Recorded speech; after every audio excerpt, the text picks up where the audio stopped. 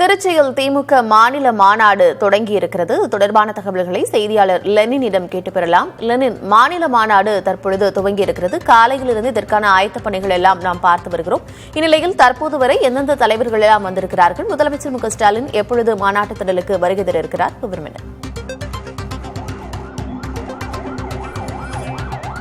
தமிழக முதல்வர் தனி விமானத்தில் இன்று காலை ஒரு 11 மணி அளவில் திருச்சி விமான நிலையம் வந்திறங்கினார். அவரோடு நாடாளுமன்ற உறுப்பினர் கனிமொழியும் வந்திருந்தார். அவருக்கு வரவேற்பு கொடுப்பதற்காக திருச்சியை சேர்ந்த அமைச்சர்களான KN நேரு, அன்பில் மகேஷ் பொய்யாமொழி, அதேபோல மற்ற அமைச்சர்களான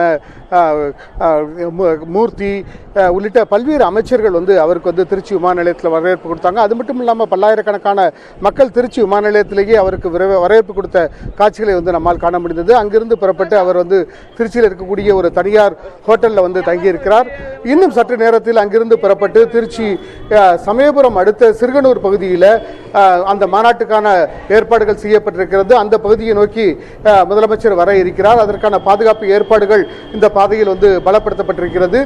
திருச்சி சமயபுரம் அடுத்த சிறுகனூர் பகுதி, அந்த பகுதியில் சுமார் 650 ஏக்கர் பரப்பளவில் பல லட்சக்கணக்கான மக்கள் ஒரே நேரத்தில் அமர்ந்து அந்த மாநாட்டு நிகழ்வில் பங்கேற்பதற்கான ஏற்பாடுகள் செய்யப்பட்டிருக்கிறது.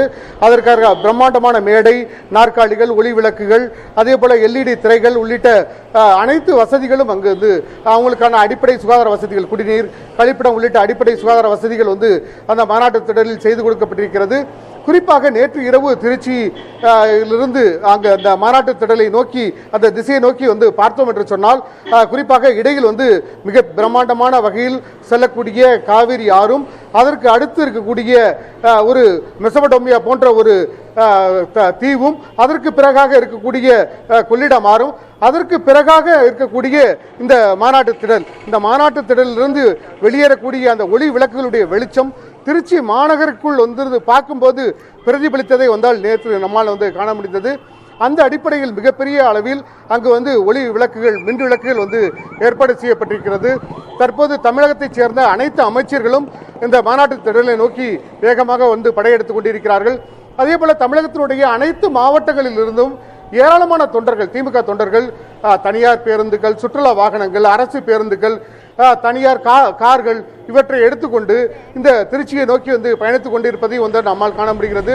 குறிப்பாக சென்னை அங்கிருந்து வரக்கூடியவர்கள், அதே போல கன்னியாகுமரி அங்கிருந்து வரக்கூடியவர்கள், கோவை, இங்கிட்டு நாகை என தமிழகத்தினுடைய 4 திசைகளிலிருந்தும் திருச்சியை இந்த திமுகவினர் மையம் கொண்டிருக்கிறதை நம்மால் காண முடிகிறது.